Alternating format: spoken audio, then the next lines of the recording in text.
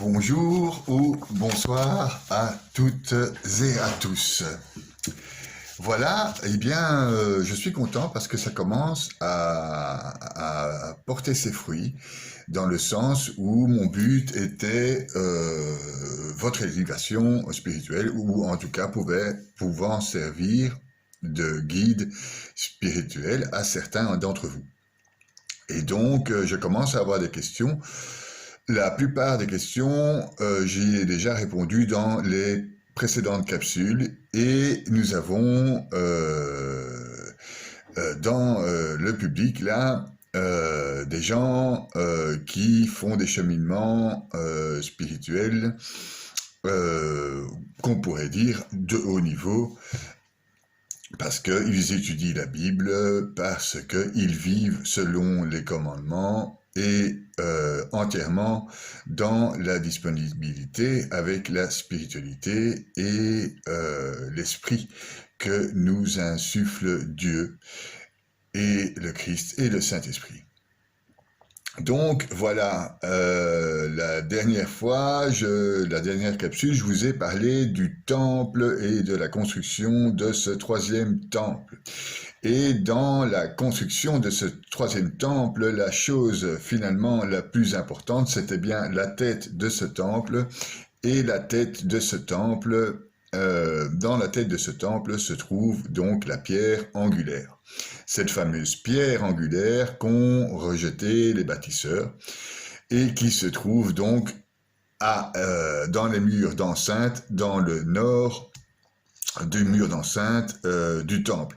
Mais en vérité, cette pierre angulaire est bien la pierre centrale de ce temple.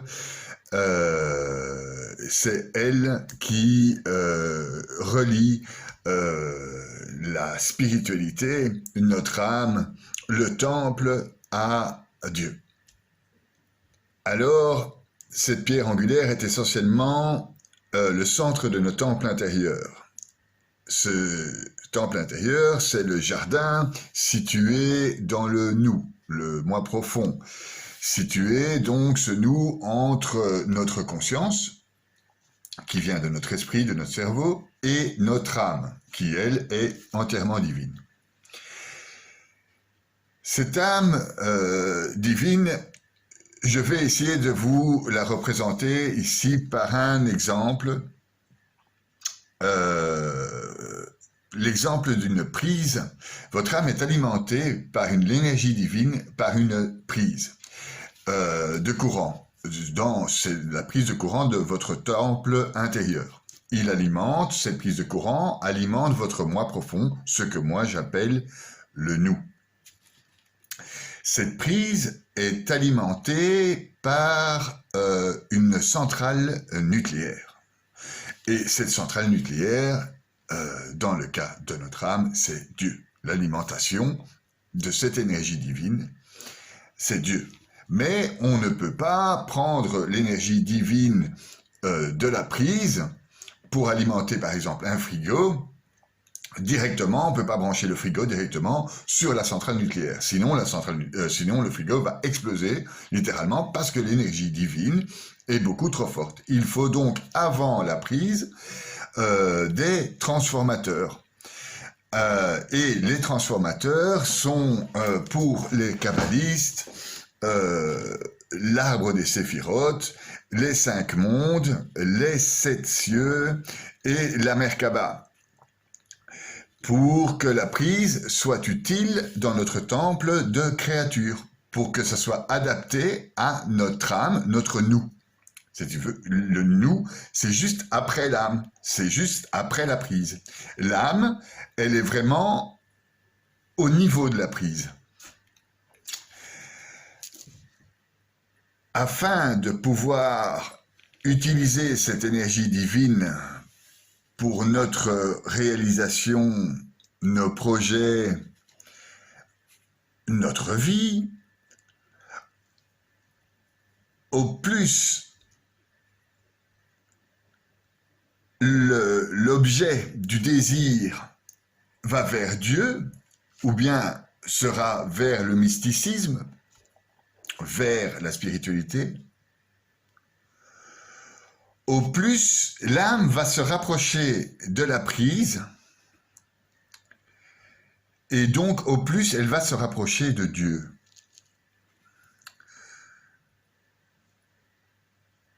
Pour atteindre ce niveau de lecture,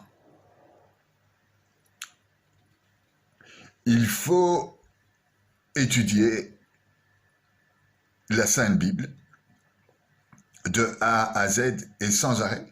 Il vous faudra plus ou moins cette vie, du fait qu'il y a 350 000 explications et interprétations rien que de l'Ancien Testament, plus la lecture de tous les saints, etc., plus ou moins cette vie, en commençant à 10 ans, évidemment. Hein. Donc, vous trouverez donc en étudiant, par l'intelligence, la volonté, la direction du chemin vers Dieu et vers les mondes supérieurs. Cette direction, vous la trouvez à partir de la pierre angulaire de votre jardin intérieur. Une fois que vous avez trouvé la pierre angulaire du jardin intérieur, cherchez la prise pour vous donner une énergie divine qui est déjà transformée, qui n'est pas celle de Dieu, qui est déjà transformée pour aller vers votre pierre angulaire.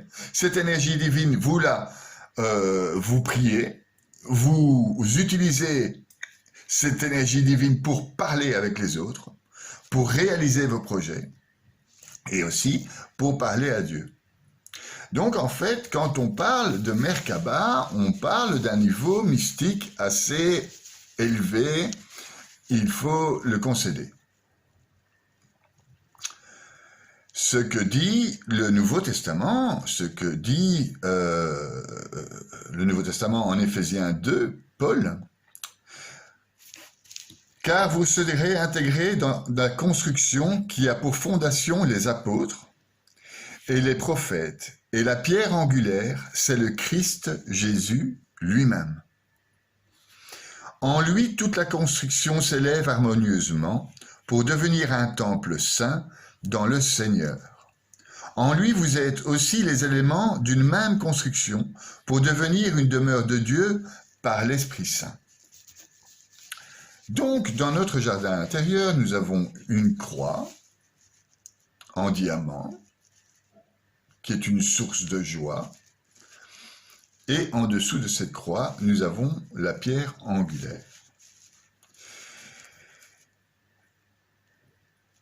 La pierre angulaire du troisième temple, la pierre angulaire de notre temple intérieur.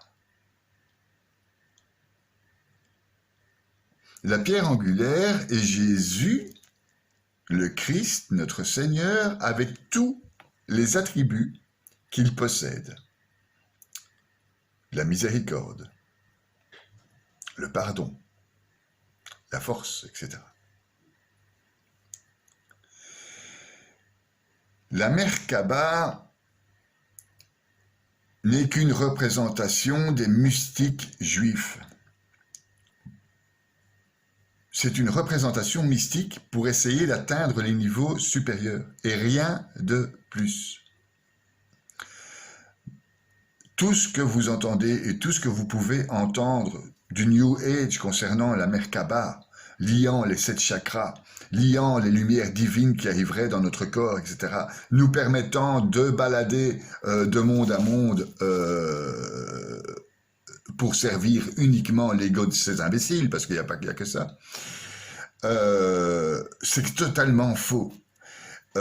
Pour comprendre la Merkaba, qui est un objet imaginé, qui est un objet imaginaire,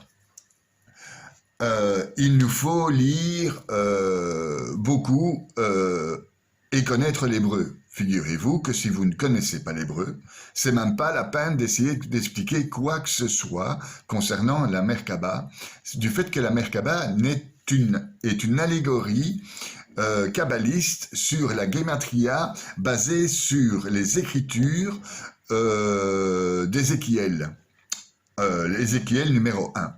Donc voilà, avant de commencer les études, mettez maintenant la vidéo sur pause.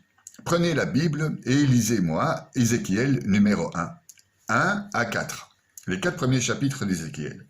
Ceci, si vous le faites en hébreu, vous allez commencer à pouvoir avoir des clés magiques pour passer les mondes de la Merkaba. Voilà, si vous ne connaissez pas l'hébreu, c'est même pas la peine. Maintenant, lire le livre d'Ézéchiel 1 à 4 est super important et je vais vous le démontrer. Parce que ce n'est pas parce qu'on n'est pas hébreu qu'on ne peut pas avoir cette notion de Merkaba. Et je vais même vous expliquer et vous prouver que la Merkaba, nous l'avons, nous chrétiens. Et elle est beaucoup plus simple que ce qu'on croit. Enfin, simple, c'est très compliqué finalement, c'est la Trinité. Donc, l'essence même de notre religion est une base de la Merkaba et je vais donc tenter de vous l'expliquer. La Merkaba n'est rien d'autre que la direction divine, que la direction que prend Dieu dans nous, vers quoi il nous mène. Qu'est-ce qu'il nous veut en somme? C'est simple, il nous veut unique en unicité, mais aussi unique dans le groupe. Il veut que nous soyons tous unis. Unis.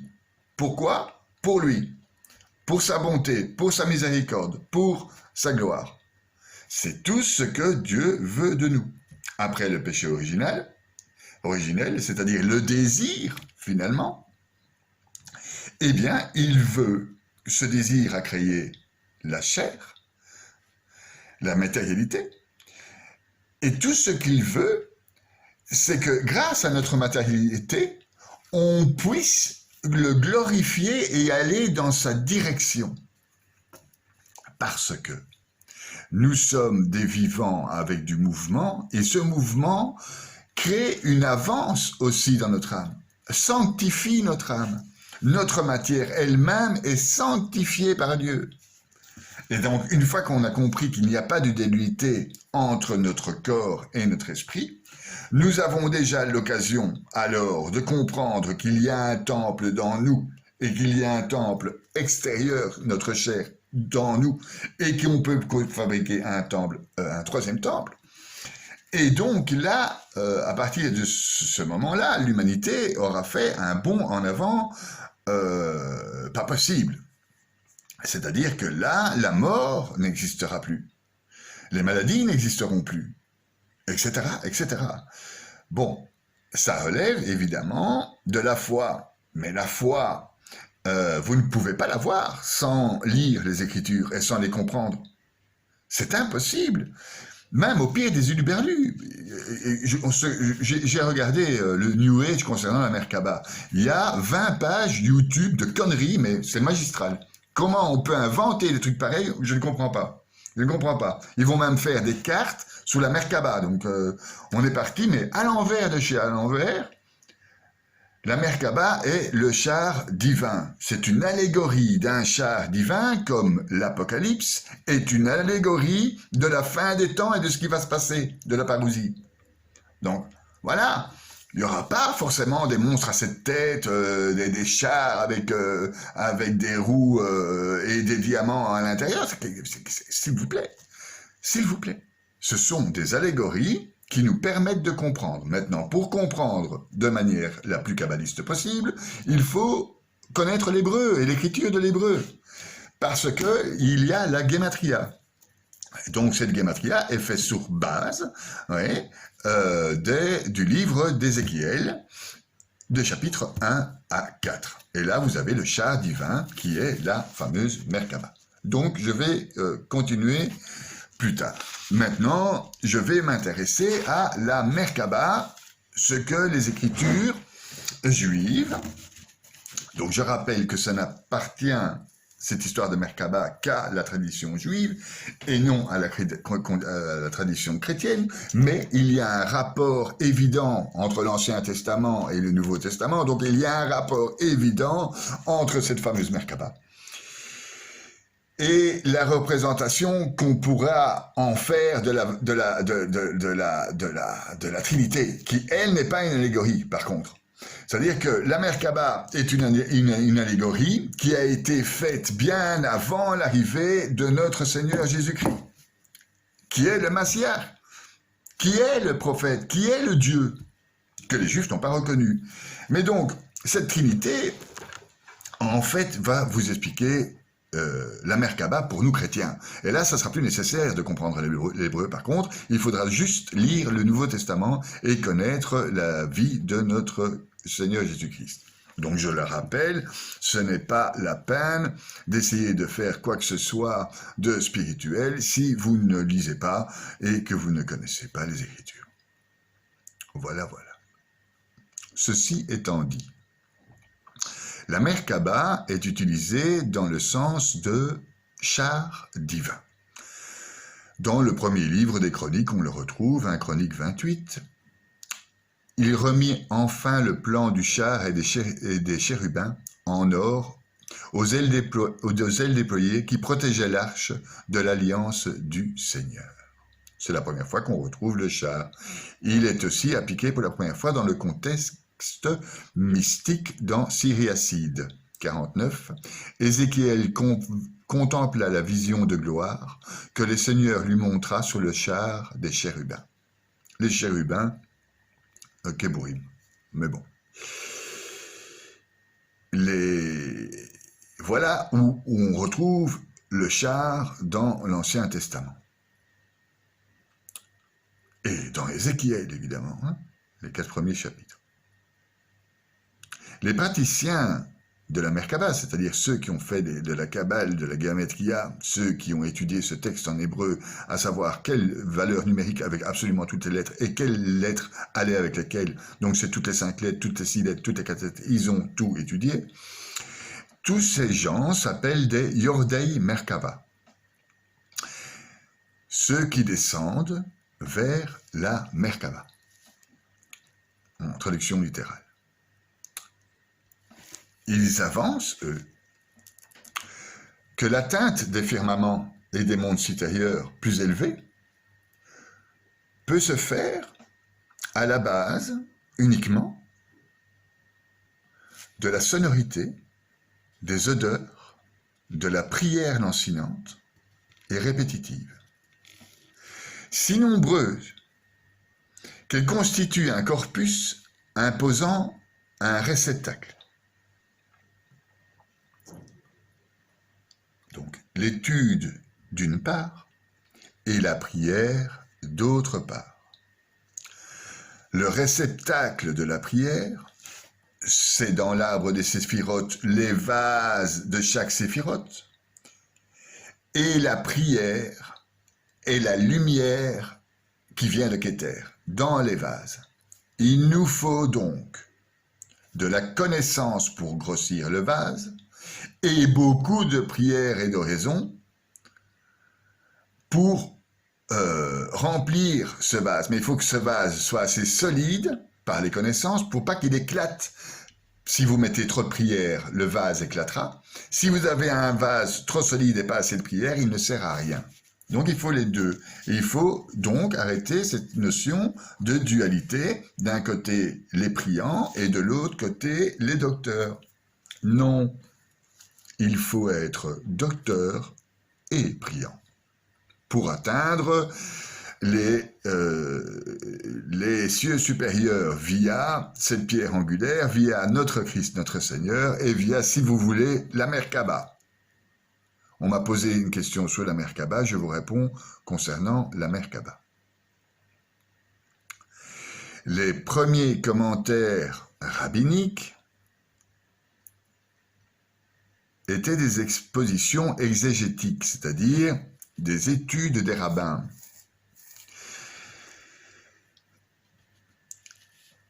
Et ces études des rabbins se centraient sur la divine marche des anges qu'on retrouve dans la Bible et de toutes les créatures célestes. L'étude suggère de faire des homélies Merkava, mais toutes ces homélies, disent les rabbins, n'ont jamais mené à des expériences d'ascension mystique. Il y a beaucoup qui sont exposés à essayer de faire cette expérience, mais ils ne l'ont jamais vue. A contrario, notre Sainte Thérèse d'Avila, qui était adepte de l'oraison et qui était un docteur de l'Église, c'est-à-dire qui qui avait les connaissances et la prière, elle l'évitait. Il y avait un contact certain avec Dieu. Contrairement à ce que les rabbins disent, qu'il n'y a aucune personne qui est arrivée grâce à la Merkaba à avoir quoi que ce soit comme élévation du niveau supérieur de la matière ou du niveau supérieur de l'âme. Continuons quand même, nous n'allons pas arrêter et nous décourager concernant l'utilisation de cette fameuse Merkaba.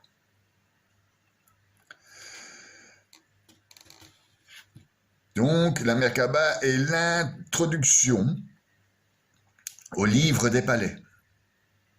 Parce qu'en hébreu, l'étude de la Merkaba, c'est l'étude des palais. Ekalot. En hébreu, Ekal signifie le mot palais, mais aussi le mot pour désigner temple. Nous y voilà. L'étude de la Merkaba et l'étude du temple, comme je vous l'explique aujourd'hui. Mais rien de plus. C'est pas la peine d'aller chercher des trucs pas possibles. J'ai vu des trucs sur Internet, c'est juste incroyable, quoi. Il faut arrêter. Il faut couper ces gens. C'est pas possible, hein. Vous êtes en danger, hein. Vous êtes vraiment en danger à croire des imbécilités pareilles, du New Age. C'est affolant. Vous êtes en danger. Vous êtes en danger. En danger de magie, en danger d'aller vers le mal, etc., vers l'ego. Vous êtes en danger. Vous êtes en danger. Bon, c'est pas grave. Les rabbins disent, il y a 5 palais. Donc, d'après ces études d'Ézéchiel, il y a le grand palais, il y a le petit palais, celui du milieu, si vous voyez le Merkaba, celui qui se trouve au milieu. Il y a le récit du char. Alors là, les rabbins ont, entre guillemets, déliré un récit de ce char divin avec les palais dedans. Et il y a le petit char et le grand char. Le petit char est la direction que les hommes prendront dans leur alliance mystique vers Dieu, et le grand char est la direction de Dieu. C'est comme la Merkaba est comme un triangle supérieur et un triangle inférieur liés entre eux et tournant comme une toupie, si vous voulez. Et alors, pour combler le tout, si vous voulez vraiment monter dans ce char, il vous faudra aussi lire le livre d'Enoch. Alors, qui est Enoch? Enoch est le patriarche de l'Ancien Testament qui a été pris par la main pour mourir. Tout le monde mourait vers 800 ans ou 900 ans à l'époque, mais lui, Enoch, on ne dit pas l'âge de sa mort dans l'Ancien Testament, parce qu'Enoch a été pris par Dieu. Il est monté dans la Merkaba, il s'est barré. Voilà. Donc il vous faudra lire le livre d'Enoch, le grand char, c'est de l'hébreu, le petit char, c'est de l'hébreu, le petit livre du palais et le grand livre des Écalotes. Tout ça, c'est en hébreu. Voilà. Il y a des traductions anglaises.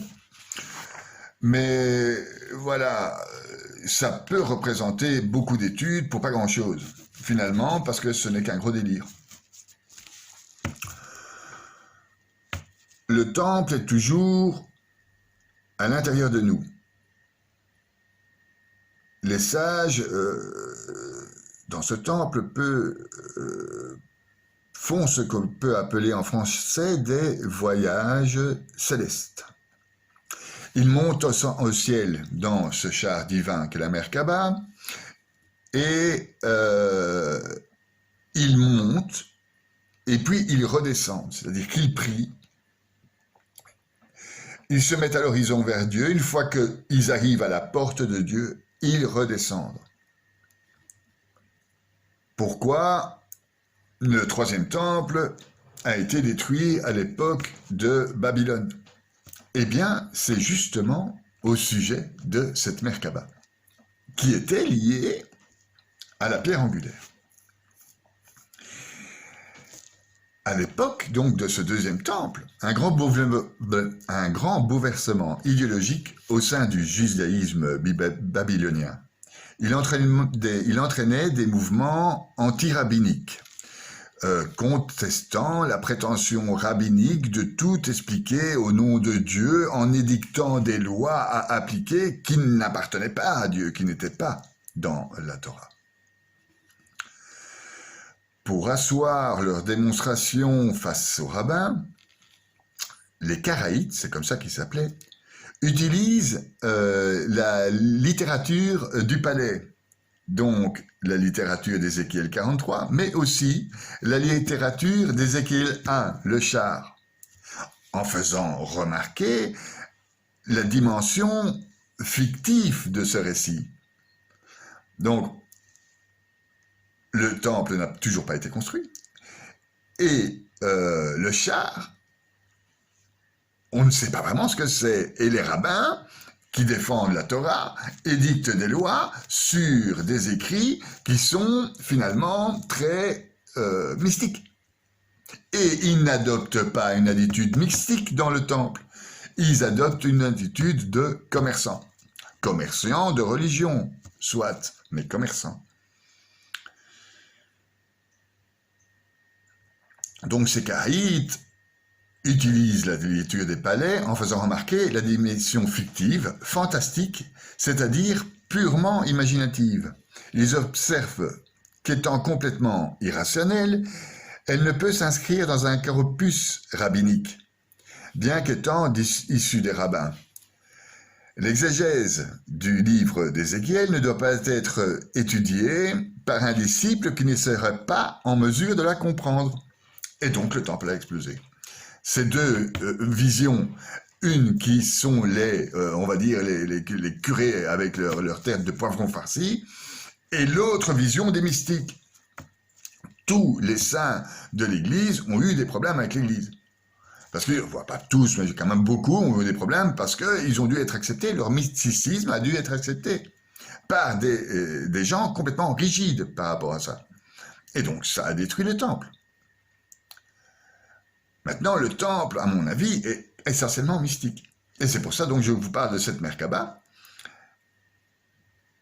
qui aura de la signification pour vous uniquement si vous lui en donnez une. Le seul disciple pouvant étudier, donc, c'est un sage.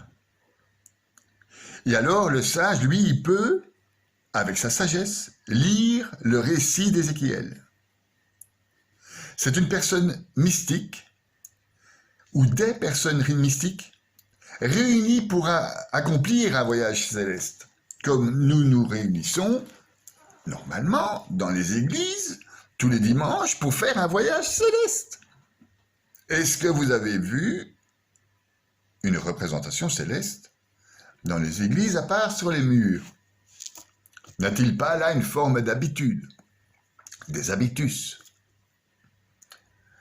Y a-t-il vraiment un haut niveau de mysticisme dans les églises? Mais bon, ce n'est pas le débat. Le débat, c'est que pour arriver à notre temple intérieur, notre pierre angulaire, la croix, le Christ, il nous faut tout ça en nous, il nous faut quand même un sérieux degré de mysticisme et de connaissance. En clair, il faut étudier, prier sans arrêt.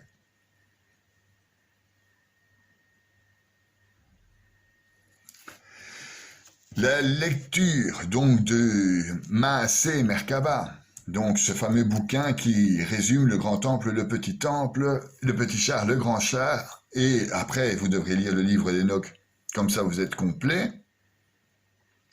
Donc, la lecture de Maaseh Merkaba, l'œuvre du char, Ézéchiel, constitue en quelque sorte les clés, les instructions pour pouvoir monter au ciel et précise même les sceaux que l'on doit avoir en poche pour monter et les montrer aux gardiens de chaque porte.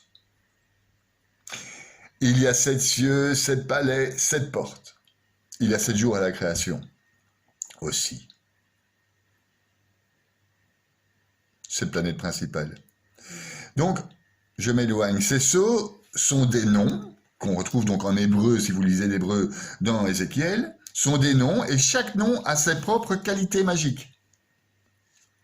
Donc c'est du mysticisme pur, cette histoire de Merkaba. Basée sur la connaissance des écrits saints. C'est pas du n'importe quoi de New Age, hein. Soyons clairs avec cette histoire. C'est pas donné à tout le monde, c'est donné à des gens hautement spirituels. C'est-à-dire qui connaissent l'hébreu déjà, voilà, et qui veulent lire le livre d'Ézéchiel et décortiquer tous les noms qu'il y a dedans. Mais rien que pour ça, il faut une vie. Et il n'y a pas beaucoup de rabbins qui l'ont fait.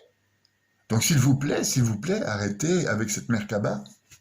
C'est pour ça que je vous fais cette capsule, parce qu'évidemment, j'avais parlé dans le temple de la Merkaba, tout le monde m'a sauté dessus avec la Merkaba. S'il vous plaît.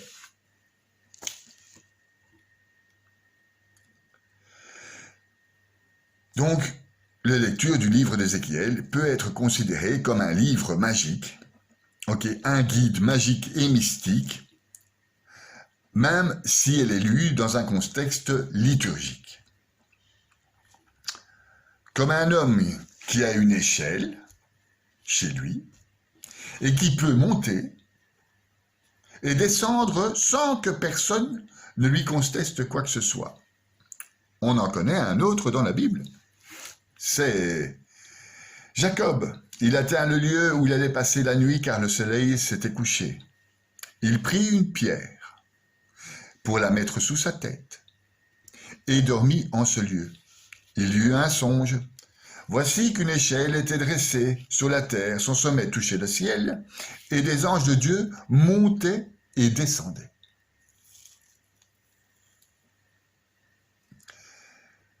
Voilà donc une idée pour rentrer vers les cieux. Donc l'image de Jacob est débarrassée de toute idolâtrie, des interdictions sexuelles, du meurtre, de la diffamation, du serment au nom, de l'insolence, de la haine gratuite, de l'adultère, de la colère, de la jalousie et de toute transgression des commandements. Donc,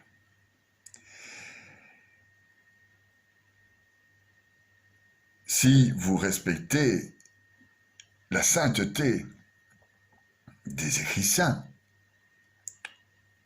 et si vous respectez l'entièreté des lois divines, vous deviendrez le gardien du temple. C'est ce que nous expliquent les gens qui étudient la Merkaba.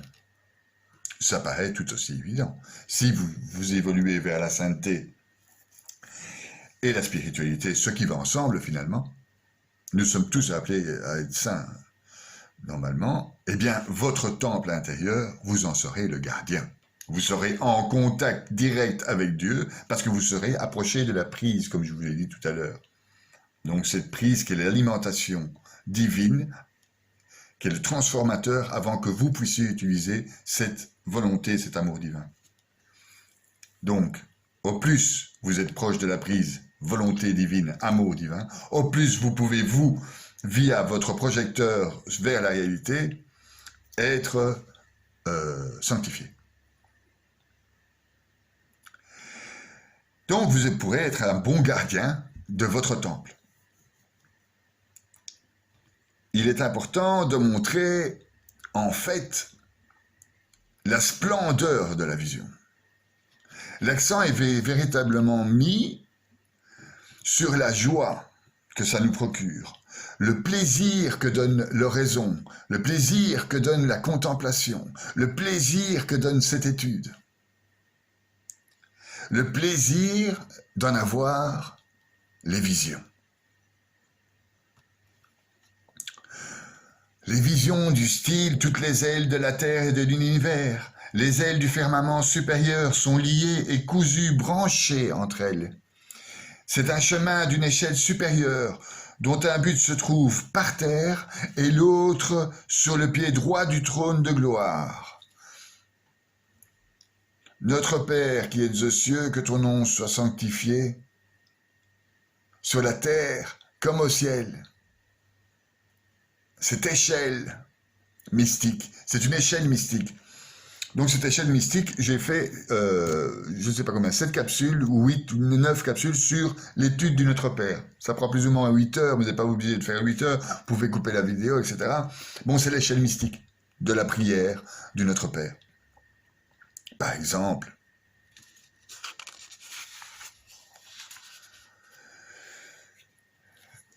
d'après les kabbalistes et ceux qui ont étudié le Maaseh Merkava, ces connaissances ne peuvent pas être divulguées en public. D'ailleurs, je ne vous le divulgue rien du fait que je ne suis pas apte à divulguer quoi que ce soit, du fait que je ne comprends pas l'hébreu. Je connais un peu l'hébreu, mais pas tout, je ne sais pas lire l'hébreu.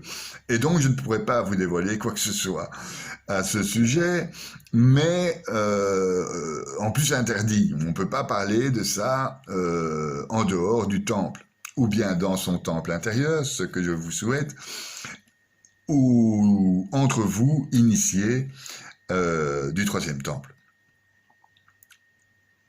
Pour pas utiliser des choses trop dures et trop compliquées pour vous, afin d'éviter de dire des énormes conneries. Et c'est pour ça qu'on n'en parle pas. Pour éviter les conneries. Vous n'avez que ça sur Internet. Vous n'avez pas des choses que moi je vous dis. Vous n'en avez pas. Très très peu, et c'est en hébreu. Ou en anglais. Voilà, voilà. Donc, ne pas mêler ce qui est au-delà des compétences et au-delà de votre intelligence. Restez humble par rapport à cet écrit. Discutez-en avec vous-même et avec d'autres initiés. Les homélies Merkaba se composent essentiellement des descriptions détaillées des cieux, avec multiples niveaux, je vous l'ai déjà dit, les 7 niveaux. Alors aussi, dégradés en différents mondes, les anges, les âmes, les points, etc. Le monde des points, des émanations, la dame Amron, etc. C'est sujet d'une autre étude sur les plans divins. Je ne peux évidemment pas décrire l'entièreté de l'entrée ou des sauts de la Merkaba en 10 minutes, c'est juste pas possible. Il vous faut lire donc le Maaseh Merkaba et les études d'Enoch et les plans divins jusqu'au Ensof, ainsi que le nom sanctifié de Dieu. Enfin bon, étudier Notre Père, ça fera l'affaire. Donc, les sages qui ont étudié cette Merkaba disent qu'il y a 7 bâtiments, avec 7 temples dans cette Merkaba. Et le palais le plus haut, le 6e temple, avant Dieu, qui est assis sur son trône, c'est l'image divine suprême. Le 6e temple, c'est l'image divine suprême. Le 7e palais étant celui de Dieu. Chaque porte des palais sont classées défense par les kabbalistes. C'est-à-dire qu'en fait, il y a plusieurs interprétations des noms divins et des sceaux qu'il faut prononcer à chaque porte de chaque palais. Quand on monte vers les cieux et qu'on croise les anges, on a quelque chose à dire à ces anges. Mais qu'est-ce qu'on a à dire? Et on a à dire ce qu'on a trouvé dans la lecture d'Ézéchiel. Et chacun a son interprétation. Et si on le fait en groupe, on peut s'entraider pour la monter vers les cieux. Je ne sais pas si vous me comprenez. Ça devient très compliqué et très très mystique. Donc en fait, vous lisez l'hébreu et lorsque vous arrivez dans le premier palais, vous prenez en main 2 seaux. Un qui serait Trisri, donc ça je vous l'ai traduit en français, je vous marque ici en dessous, voilà, et l'autre Suira, mais c'est écrit en hébreu, donc vous traduisez, parce que moi ça m'intéresse vraiment pas de jouer à ça.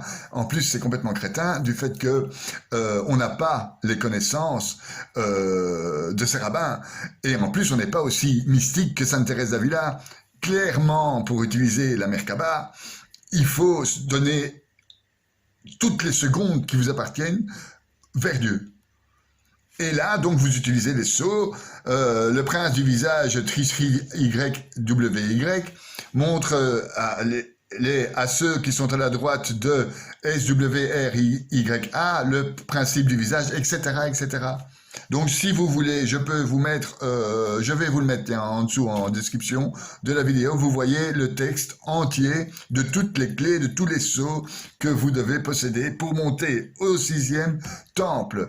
Voilà, méfiez-vous parce que c'est déjà, il faut éviter de faire des crétineries New Age. Donc, apprenez l'hébreu, c'est plus simple, et arrêtez de déconner avec la Merkaba. C'est juste pas possible. C'est comme le mysticisme dans les églises tous les dimanches, quoi. Ben voilà, il faut commencer par être mystique. Il faut commencer par connaître toute la Bible. Il faut commencer par connaître l'hébreu, le grec, le latin, tout, avant de commencer à jouer avec quoi que ce soit de ce niveau. Bien, ou bien être un mystique pur du style Sainte Thérèse d'Avila, Sainte Thérèse de l'Enfant Jésus, voilà, Saint François d'Assise. Voilà, c'est de la mystique. Et ce sont des images mystiques qui permettent de nous élever spirituellement. C'est tout. Ça ne va pas plus loin que là. Donc vous lisez l'Apocalypse de Saint Jean et vous vous concentrez, par exemple. Ça sera déjà beaucoup plus simple que de faire le magicien avec la Merkaba. Hein? Donc soyons clairs. Donc, ce qui est à retenir dans toute cette histoire, c'est que arrivé au 6e temple, là, c'est dangereux. Parce que là, vous croisiez, si on vous ouvre la porte, vous croisez Dieu. Et là, les énergies sont complètement différentes. Voilà, voilà. Et donc là, vous redescendez de la Merkaba, et donc il y a des gens qui descendent, qui croisent des gens qui montent. Comme les jets de Jacob, les anges qui descendent et qui montent. Donc, personne n'arrive finalement à ce 7e temple. Pour nous, chrétiens, en tout cas, pour moi, c'est Sainte Thérèse d'Avila est montée jusqu'à ce temple. Padre Pio, Sainte Rita, évidemment. Mais donc, soyons clairs, si vous n'avez pas l'intention d'être saint, oubliez la Merkaba. C'est tout simplement ça. Voilà. Donc, la Merkaba a à voir directement avec notre attitude de sainteté et notre foi. Donc,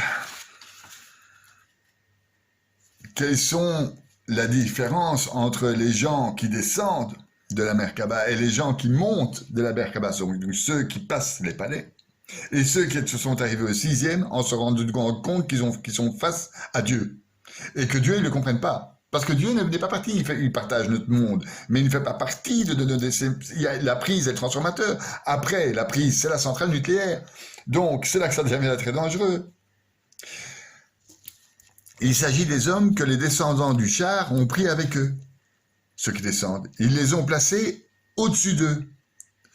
Ils les ont placés devant eux. Ils leur ont dit, contemplez et regardez, et écoutez, écrivez tout ce que je vous dis, et tout ce que nous entendez devant ce trône. Si ces hommes ne sont pas aptes pour le faire. Et c'est pour ça que les gardiens des portes sont là, pour trier. Ils seront blessés. Soyez prudents et choisissez donc des hommes avec vous pour monter, des âmes aptes, des amis. Il faut vérifier.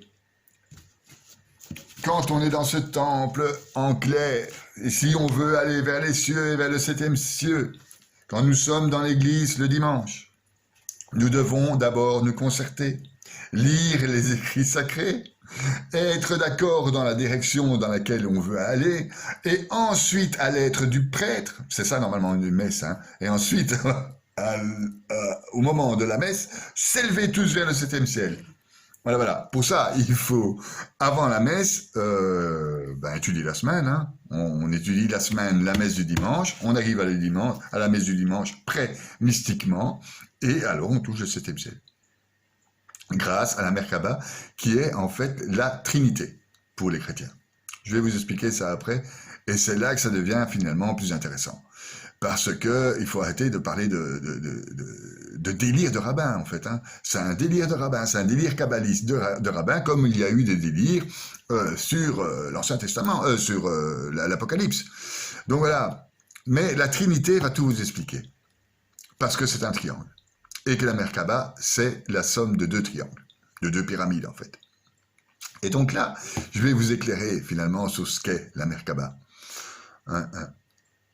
Avec des mots français. Donc Maïmonide, le maître des maîtres de la Kabbale, ou en tout cas le maître des maîtres du mysticisme juif, un peu notre Sainte Thérèse d'Avila. Il a créé, il a écrit le livre des égarés, ou le livre de la sagesse, et il a écrit le traité des principes. Donc, le traité des principes, le livre de la sagesse, le Maaseh Merkaba, et le livre d'Enoch. Ça va aller? Plus le fait qu'il faut aller dans une démarche de sainteté et prier sans cesse. Hein. Donc, nous avons, il dit, Maïmonide, nous avons souvent mentionné dans ce traité, le traité des principes de nos sages, de ne pas discuter du Maaseh Merkaba, donc du livre d'Ézéchiel. Hein. Même en présence que d'une seule pupille, à l'exception qu'il est sage et intelligent. Ah. Puis seulement par les titres des chapitres. Vous prenez les 4 premiers chapitres d'Ézéchiel, vous lisez stop.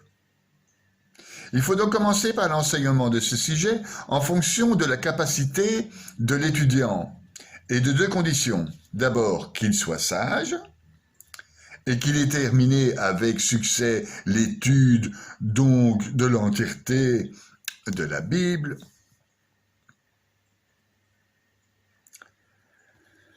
Et d'autre part, qu'il ait une perception intelligente et talentueuse, brillante, rapide,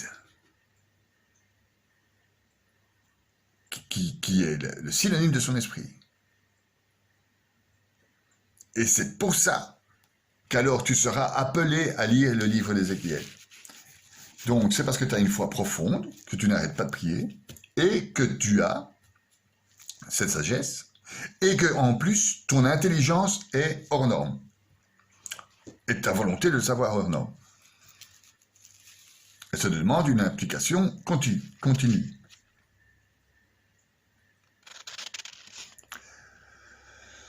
Une petite prière mystique maintenant pour monter dans cette Merkaba, une fois que vous avez lu, que vous avez traduit, que vous avez tout compris, vous priez. Et là, vous priez qu'il soit béni pour toujours sur le trône de gloire, vous qui habitez dans les chambres des hauteurs et des lieux sublimés, puisque vous avez révélé les secrets et les mystères des mystères, le secret des secrets. Moïse leur a révélé Israël, etc., etc. Il y a des heures de prière, donc, parce qu'il y a des heures de connaissance en parallèle. Donc, ça renforce l'image d'un voyage céleste, d'un voyage mystique, d'un héritage aussi mystique. Il nous faut cet héritage. Il nous faut cet héritage des gens qui ont étudié la Kabbale, qui ont étudié l'art des séphirotes, la Merkaba, les sept cieux. Il nous faut les héritages de Saint Jean de la Croix, Nuit obscure, de Sainte Thérèse d'Avila, le château intérieur, sa vie. Il nous faut l'expérience de Sainte Thérèse de l'Enfant Jésus. Il nous faut voir la pauvreté de Saint François d'Assise, etc. Il nous faut donc dans l'histoire des points d'accroche pour nous-mêmes évoluer. Comme au départ, il y a eu la lumière et maintenant il y a l'électronique, quoi. Voilà, on est dans une histoire. Et l'histoire va vers, l'histoire spirituelle, va vers la construction du troisième temple, va vers la parousie. Et donc, étudions.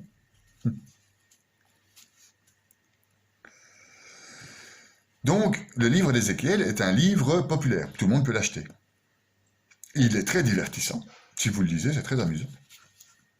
Mais il y a un aspect fictif et dramatique évident. Il ne peut en aucun cas s'agir d'un texte à portée ésotérique. L'objectif principal n'est pas la transmission du savoir, mais celui d'un divertissement donc pouvant s'apparenter à un livre de science-fiction rédigé dans un contexte babylonien de la période post-talmudique, soit vers le VIe siècle. Ces textes ont été pris à un moment très au sérieux, parce que étudiés pendant des années, hein, pendant 200 ans. Ils ont étudié ce bouquin pour tomber sur la conclusion que c'est un livre très sérieux, mais quand le fait majeur, c'est que ça ne décrit que des mythes. Donc on n'arrive pas, en décodant Ézéchiel ou en décodant la Merkaba, à arriver au sixième temple, au monde supérieur, à Dieu. Non, on y arrive par la foi d'une part, la prière, donc c'est-à-dire la prière, la connaissance du temple, de la pierre angulaire, etc., les connaissances, la prière et la connaissance, plus une mystique complète dédiée entièrement à Dieu. Voilà. C'est pareil quand vous étudiez l'Apocalypse de Saint Jean, prenez ce bouquin, c'est fabuleux, il y a des images fabuleuses, ça dit plein de trucs. Mais ça peut vous prendre une vie à étudier, ça. Mais ça par contre, ça aussi, ça vous permet de vous élever spirituellement. Comme tout le bouquin de la Bible vous permet d'être élevé spirituellement. Et c'est pour ça que je fais ces capsules. C'est pour vous élever spirituellement. Voilà. Mais bon, j'en suis pas loin. J'en suis qu'au début, ou à la fin, je sais pas où on est, parce que Bereshit, 2 début, 2 fin, enfin bête, on s'en fout, mais c'est le début de la Genèse, Bereshit, au commencement. Donc on sait pas vraiment où on en est avec ces études, hein, du fait qu'elles sont infinies. Dieu est infini, la divinité est infinie, l'étude est infinie. Voilà. C'est pour ça qu'il faut aller vite. Mais si vous le faites comme moi, eh bien vous êtes poussé par l'infini, et vous allez plus vite que prévu finalement. C'est vrai, ça, je peux vous le promettre, mais il faut être consacré uniquement à ses études et à la prière. Ce que, en général, je suis. Sauf quand je tombe dans mes travers. J'ai des travers. J'ai la gueule, de toute façon, à avoir des travers, donc voilà, je m'en plains pas de mes travers. J'en ai fait une beauté. J'ai mis donc mes chardons dans des pots, j'ai mis mes orties dans un truc, et je suis toujours occupé à débarrasser mes ronces et mes saloperies de mon jardin. Et je vois aussi l'arbre que Dieu a planté et qui doit être embelli. Le temple intérieur. Alors, Sainte Thérèse d'Avila, concernant le temple intérieur, elle a écrit le château de l'âme. Bon, règle 1, vous lisez le château de l'âme. En plus donc de tout ce que je viens de vous énumérer, il y a le château de l'âme de Sainte Thérèse d'Avila aussi. Ça, c'est quand même plus, on va dire, accessible, disons, pour les Français, les francophones, parce que c'est bien traduit et que c'est juste énorme. Donc, Sainte Thérèse d'Avila est une des plus grandes mystiques de l'Église. Elle nous parlait de l'oraison. L'oraison, c'est une sorte de prière. C'est pas une sorte de prière, c'est une prière. On se met assis, on pense à Dieu. Alors c'est notre Père qui est aux cieux, qui est aux cieux, qui est aux cieux, qui est aux cieux. Et on y reste pendant 3 heures. Il est aux cieux et les cieux sont dans nous. Une fois que vous êtes dans le jardin, vous pouvez peut-être articuler que ton nom soit sanctifié. Tac, tac, tac, tac. Tous les noms sanctifiés de Dieu. Enfin, vous pouvez rester donc en oraison. Elle parlait de l'oraison et il disait qu'il y avait 4 formes d'oraison. Et qu'elles étaient évolutives et qu'elles n'étaient pas données à n'importe qui. Parce qu'il faut de la volonté et de la foi. Et qu'il fallait de la volonté et beaucoup de miséricorde. Une foi inébranlable pour atteindre les différents niveaux de discussion et de contact avec Dieu. Il y a 4 manières, dit-elle, d'arroser notre jardin. En parlant d'oraison. D'abord, en tirant l'eau d'un puits à force de bras, ce qui exige une grande fatigue de notre part. Ou bien en tournant à l'aide d'une noria, garnie de gobelets, comme je l'ai fait moi au début, dit-elle.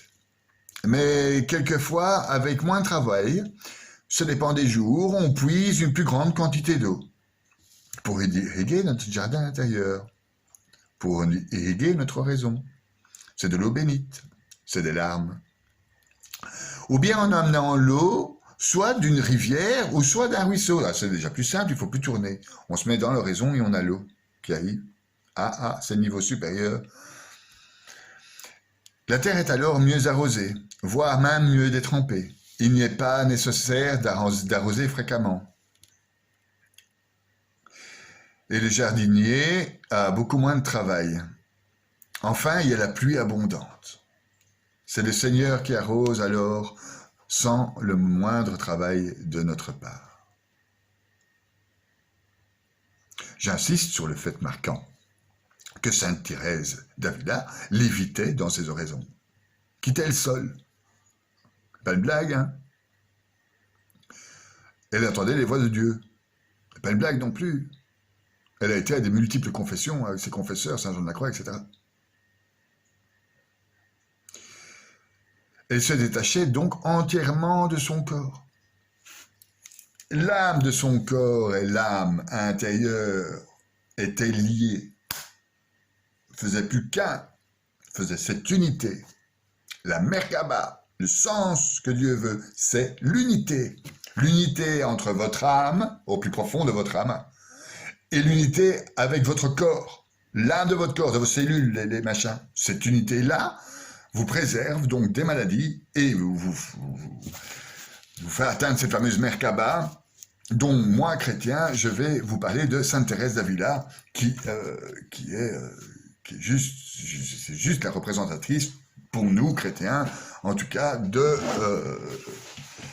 cette personne qui a touché la communication avec Dieu. Il n'y a pas qu'elle, il y a tous les saints, en fait, hein. Mais bon, elle a écrit le château intérieur, elle a écrit le livre de sa vie, etc., etc. Bon, tous les écrits des saints sont bons à lire, évidemment, pour s'élever spirituellement. Voilà. Donc, arrêtons de parler de Merkaba qu'on ne connaît pas, qu'on ne connaîtra jamais si on n'est pas rabbin et si on n'a pas étudié toute sa vie le truc. La Kabbale. Hein? Qui reste en finale de la magie. Depuis la seconde alliance, celle de Jésus-Christ notre Seigneur, nous avons donc cette notion importante pour nous chrétiens, cette fameuse notion de Trinité. La Trinité, le Père, j'aime bien dire Yod He Vav He, le Fils, Jésus, et le Saint-Esprit, l'Esprit Saint. Alors, je vais vous lire un peu la Bible. « Car vous étiez intégrés dans la construction qui a pour fondation les apôtres et les prophètes, et la pierre angulaire, c'est le Christ Jésus lui-même. Mais le Christ Jésus lui-même n'est pas séparable du Père et n'est pas séparable du Saint-Esprit. Maintenant, accrochez-vous pour la Merkaba, expliquée de manière chrétienne, et donc une Merkaba que vous allez enfin comprendre. J'espère. On va prendre ce schéma de la Trinité par le petit jouet que les gosses ont maintenant, le spin. Donc le spin, c'est une attache au milieu, ça tourne, hop, et alors il y a 3 trucs qui tournent autour du spin. Donc le milieu, c'est Dieu. Le centre de la Trinité. Le sommet de la pyramide de la Merkaba. Et les 3 côtés sont le Saint-Esprit, le Père donc, et le Fils. Au milieu, nous avons Dieu. On tourne et on a une Merkaba. Bon, on s'est compris. Donc, le handspinner, on appelle ça un handspinner, il ressemble, à s'y méprendre, quand il tourne surtout, au bouclier de la Trinité. La figure syncrétique offrant une représentation visuelle du Saint Athanase.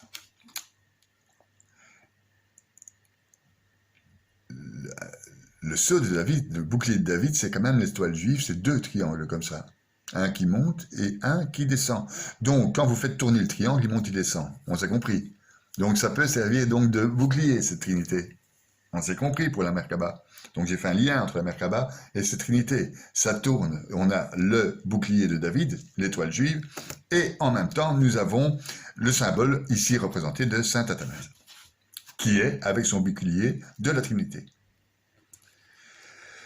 Donc, c'est pour simplifier une dimension hautement spirituelle et aux dimensions infinies. Le Père, le Fils et le Saint-Esprit sont 3 personnes distinctes tout en étant consubstantielles, c'est-à-dire procédant d'une même divine et reposant sur un même fondement, sur une même divinité et fondement.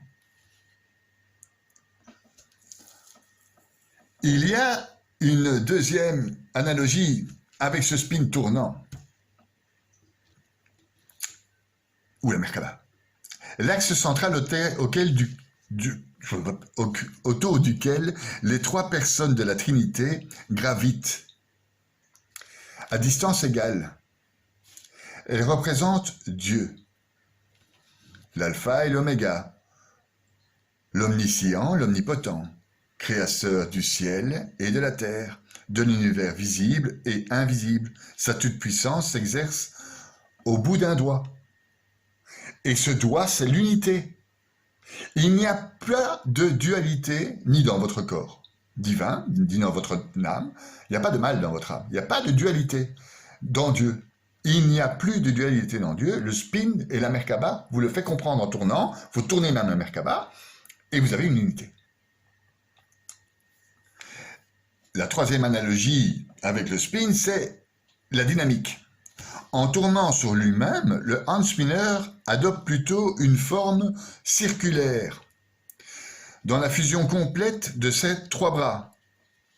Au bout du doigt n'apparaît donc plus qu'un seul disque, uniforme, univoque, l'unité.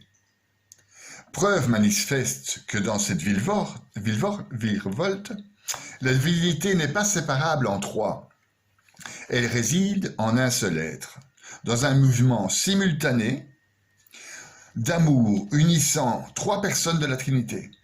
Ce mouvement d'amour s'appelle périchorèse. Signification de ce mouvement d'amour, figurez-vous, c'est rotation incessante par laquelle le Père engendre le Fils dans l'esprit. Voilà que vous comprenez mieux la Merkaba aujourd'hui. Non? Je veux des félicitations à la fin de cette vidéo. Dans cet élan perpétuel d'amour vivant où tout équilibre et harmonie, et ne forme qu'un et un seul et même Dieu. Ainsi, le handspinner nous dévoile les ressorts de la Trinité en action. Mieux encore, en tournant sous le bout des doigts, il libère sur un même axe, sur un même endroit, au même moment une force insoupçonnable, celle que la prière porte en notre cœur. Comme le disait si bien tout le monde avant moi.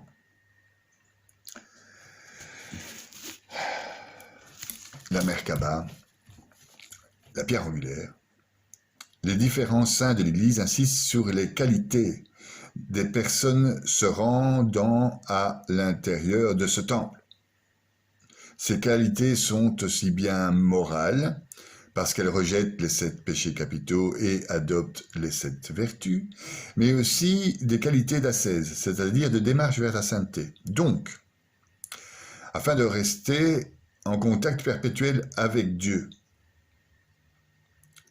Pour cela, pour nous comme un des mortels, et pour aller vers cette démarche, il faut quitter tous nos habitus. Alors, les habitus, ce sont les habitudes que nous nous sommes créées par la vie. L'habitude de gueuler quand on n'est pas content, l'habitude de se barrer avec quelqu'un d'autre parce qu'on n'a pas envie de discuter ou parce que ça évite les douleurs d'une séparation, l'habitude de voler, l'habitude de quitter son job, l'habitude de ne pas faire ce qu'il faut faire au moment où il faut le faire, l'habitude de ne pas être soi-même, dans soi, avec soi. Toutes les habitudes qui nous éloignent de cette unité entre notre âme et notre corps, entre nous et les autres, dans le couple entre l'homme et la femme, dans le boulot entre l'employé et le patron.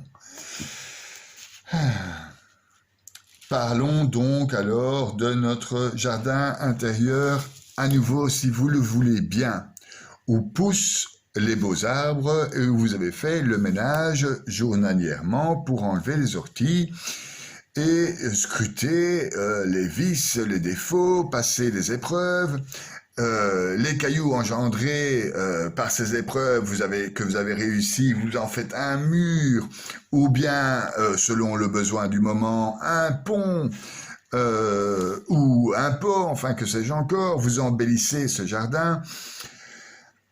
Rien n'est matière, a priori, dans ce jardin, évidemment, mais puisque vous bêchez en vous-même avec le bon Dieu. Voilà. Mais si on n'y fait pas attention, si on ne bêche pas tous les jours son jardin, directement vont venir les mauvaises herbes, les chardons, les orties. Ce sont nos habitus, les habitudes. Alors, les habitus de l'homme, c'est les désirs essentiellement, le pouvoir, le profit, la sexualité débridée, la jalousie, la colère, je ne sais pas, et j'en dépasse, la radinerie, toutes les 7 péchés capitaux. Donc voilà, c'est ce qu'on a en nous. C'est ce qu'on a en nous, on va pas le nier. On est intéressé par une certaine forme de profit. On regarde l'autre peut-être plus comme un objet. Des fois, ça nous arrive, enfin on a des défauts.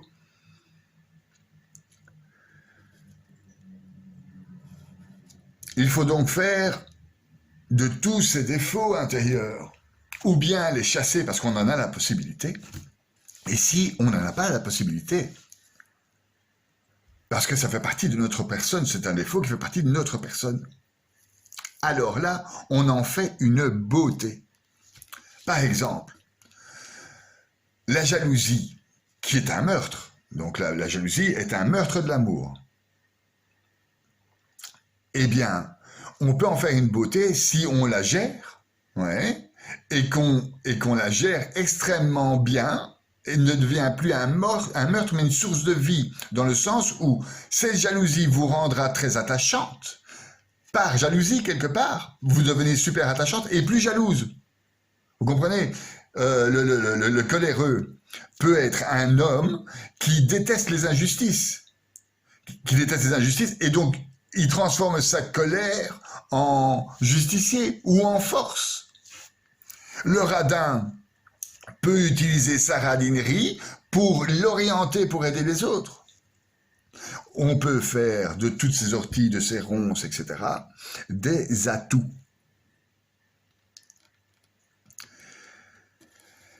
Ces atouts, pour qu'ils deviennent des atouts, ces ronces, il faudra porter notre croix. Alors j'ai fait une capsule sur les 14 chemins de croix, je vous invite à les regarder. Parce qu'il faudra passer l'entièreté des chemins de croix jusqu'à la résurrection, jusqu'à mourir pour une résurrection. C'est le seul moyen de passer cette épreuve s'il s'agit d'une croix, s'il s'agit d'une chose qui est en vous profondément. Il vous faudra passer par la croix et la résurrection.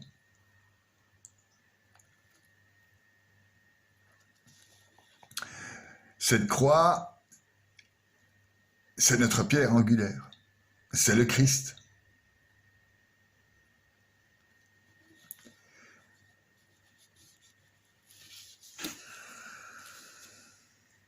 Ne rien faire dans son jardin, ni prier, ni étudier. Je rappelle que c'est la somme des deux. Être complètement inconscient par rapport à ce défaut. Continuer les mêmes manœuvres physiques que vous avez faites depuis le début de votre vie. Continuez ça. C'est laisser entrer le Satan, le mauvais en vous. Ne pas se battre, c'est faire entrer Satan. Ne rien faire, c'est le faire. Oui. Parce que, je vais vous prendre l'histoire de cette bouteille d'eau. Quand vous videz l'eau, c'est du vide qui entre. Enfin, c'est de l'air qui entre. Mais c'est personne qui a mis l'air. C'est vous, en vidant l'eau, qui a rempli l'air, la bouteille d'air. Alors, la bouteille, l'air, c'est le mal. L'eau, c'est le bien. Vous avez vidé le bien en ne faisant rien. Vous croyez que vous ne faites rien. Mais vous faites rentrer le mal. Et donc, il s'agit donc d'avoir une discipline. Comme disait Sainte Thérèse d'Avila, encore une fois, je ne vais citer qu'elle aujourd'hui, parce que c'est la plus grande représentante de cette fameuse Merkaba.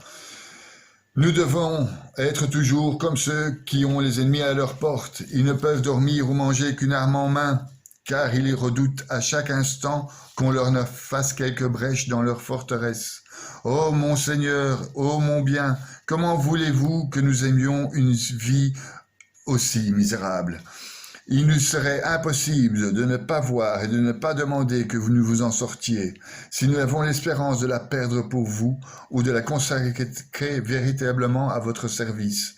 Et surtout, si nous comprenions que telle est votre volonté, mais si tel est votre bon plaisir, ô mon Dieu, mourons avec vous, comme disait saint Thomas, car vivre sans vous, dans la crainte que l'on peut vous perdre un jour, c'est mourir 1000 fois. Nous sommes des êtres de désir, en effet. Ces habitus sont dus à nos désirs, et nous sommes des êtres de désir. C'est ce désir du péché originel qui a créé notre mort, notre matière, notre mouvement et notre temps en même temps. Hein, il ne faut pas... Donc nous sommes des êtres de désir, en effet, mais nous nous différencions normalement de l'animal. On a la capacité d'objectiver un moi profond, une âme. Nous sommes des êtres spirituels, contrairement aux animaux. Par contre, on a, comme l'animal, des désirs primitifs. Ce sont nos passions primitives, qui sont liées essentiellement à la survie de notre corps. Manger, boire, admirer, jouir, aimer. C'est ce qui fait tourner notre corps. Tous les animaux font la même chose. Et aussi, nous avons un psyché. Les animaux aussi un psyché. Une partie interne, un cœur. Mais nous, la différence, c'est qu'on a la capacité d'aller dans notre âme, par la volonté, l'amour et le moi profond, la conscience et l'esprit. Ça, les animaux ne l'ont pas. Donc, ces deux côtés, les passions primitives et le côté passion spirituelle, c'est-à-dire, oui, passion spirituelle, elles sont liées par notre cœur et notre cerveau. Nous recherchons alors, hormis la survie de notre corps, le bonheur. Alors le bonheur, les métaphysiciens disent c'est simple, le bonheur c'est la spiritualité et l'amour. On peut être heureux, oui, mais on doit être en bonne santé pour être heureux. Donc, on doit allier notre côté primitif, notre côté central et notre côté âme pour que notre corps fonctionne. Pour effectuer un mouvement harmonieux des trois éléments, revenons-en aux trois éléments, l'âme, l'esprit, le corps. Faites-le tourner sur un spin et cherchez dans Ézéchiel la définition.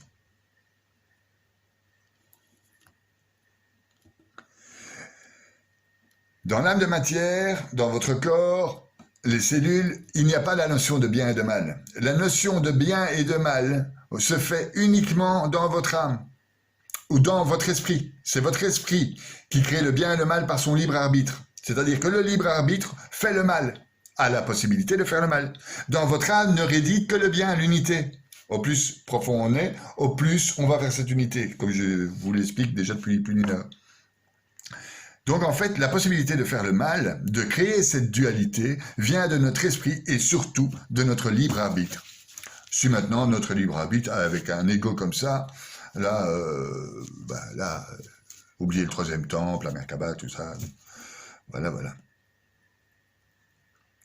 Si nous n'avons pas cette conscience d'âme et de lien supérieur avec la divinité, eh bien, l'homme deviendra un loup pour l'homme et le penseur deviendra une méduse. Je rigole. C'est bien pire que ça.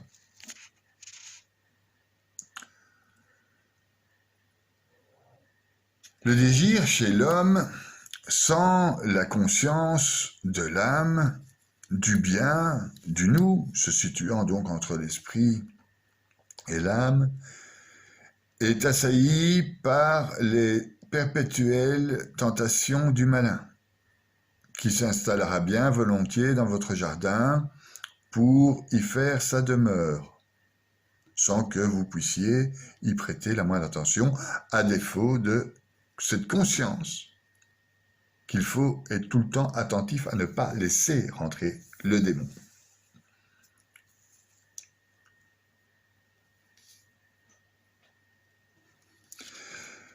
Si nous n'avons pas cette qualité volontaire, intelligence de foi, nos désirs alors nous submergent, on prend les mauvaises décisions, on devient monstrueusement désireux de ne pas souffrir, de ne pas porter sa croix, d'avoir le plus de plaisir possible, le moins de tristesse, le moins de haine. Ça supprime en vous, cette attitude, toute forme de compassion, toute forme de respect, toute forme de reconnaissance envers l'autre, toute forme d'humilité réelle, toute forme de sagesse.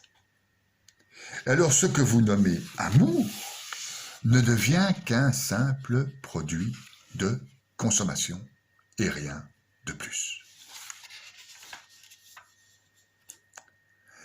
Alors, à la question que nous nous posons tous, c'est comment s'y prendre pour rester en conversation permanente avec Dieu. La réponse est très très simple. C'est d'y consacrer sa vie. Il n'y a malheureusement pas de secret. Si vous ne consacrez pas votre vie à votre conjoint, votre couple est appelé à la destruction.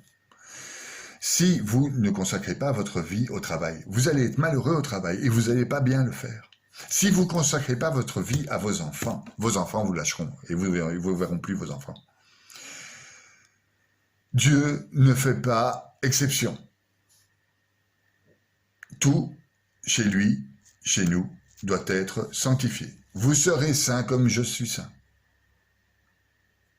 Donc, faire la vaisselle, faire la cuisine, faire l'amour, faire une marche, penser, agir, tout ça doit être dans les manœuvres de sainteté.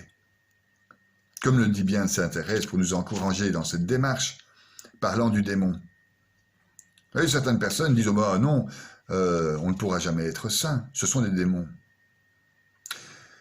qui les empêchent de réaliser un grand projet par de fausses idées qui leur donnent de l'humilité. Il leur représente qu'il y a l'orgueil à entretenir des grands désirs, à vouloir imiter les saints. La sainteté parfaite, donc, est énoncée ici par Alfonso de Madrid, un contemporain de Sainte Thérèse d'Avila, et c'était un peu le maître à penser concernant la sainteté de Sainte Thérèse d'Avila. Alors, bon, ben, si vous voulez être en constante relation avec Dieu, eh bien, je vais vous donner les quelques points à suivre. Et voilà, donc le but à atteindre dans cette vie est la réalisation de la volonté divine. Deux manières de servir Dieu, préconisées par les saintes écritures, observer ses lois, les volontés divines, et aussi imiter l'attitude de Jésus, c'est-à-dire réaliser toutes choses par l'amour, avec l'amour, pour l'amour de notre Seigneur. On est notamment disposé à servir Dieu qu'on a réparé les désordres causés par ses propres péchés.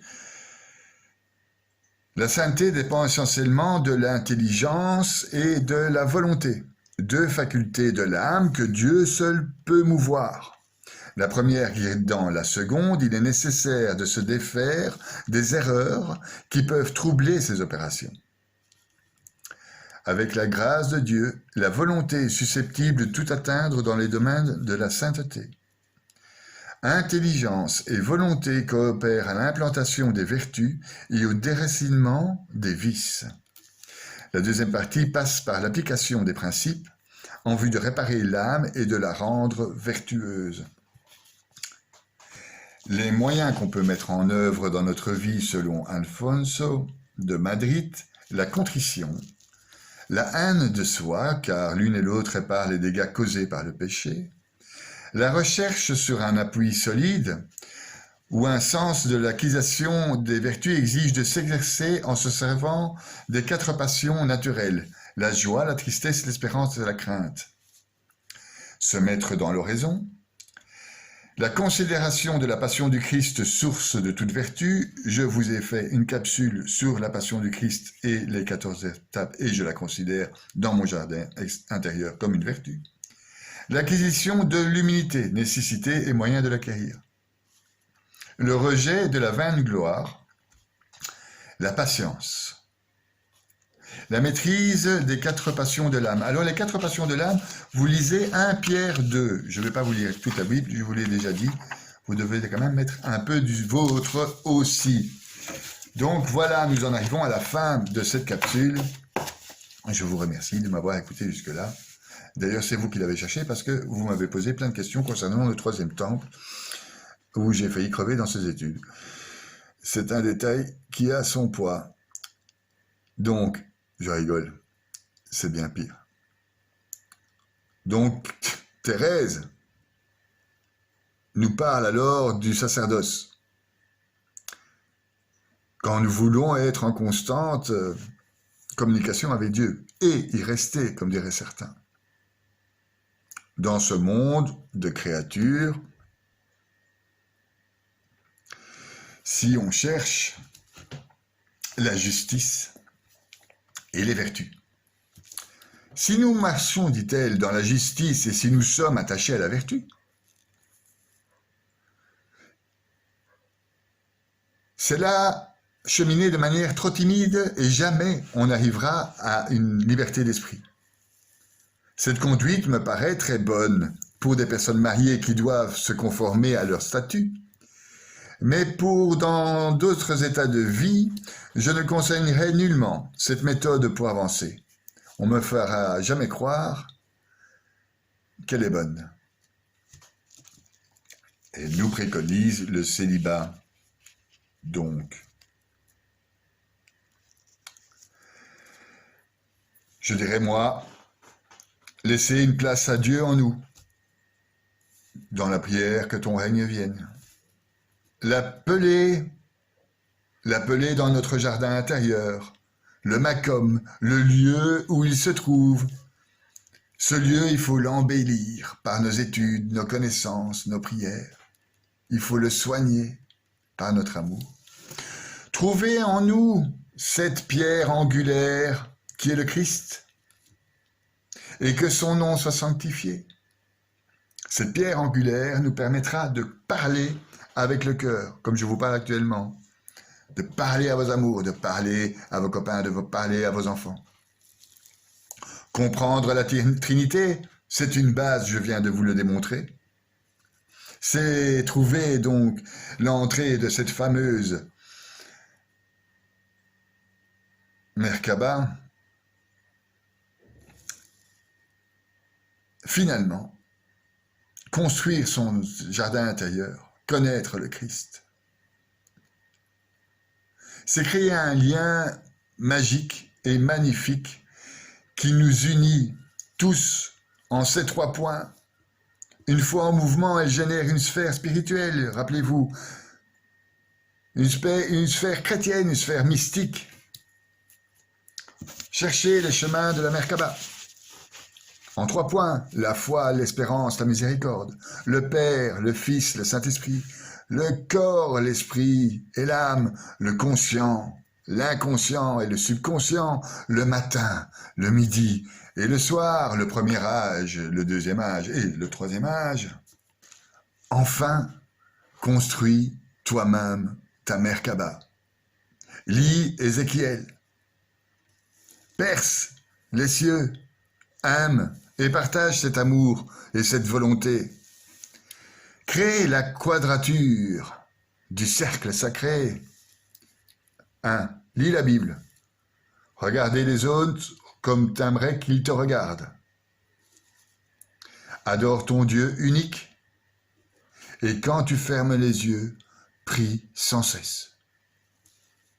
Alors toi aussi, tu verras comme Ézéchiel. J'ai vu un vent de tempête venant du nord, un gros nuage, un feu jaillissant, et autour une clarté, et le milieu comme un scintillement de vermeil du milieu du feu.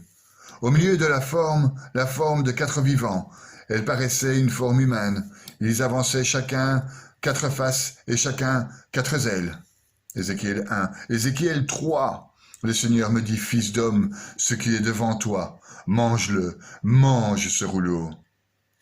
Puis va et parle à la maison d'Israël.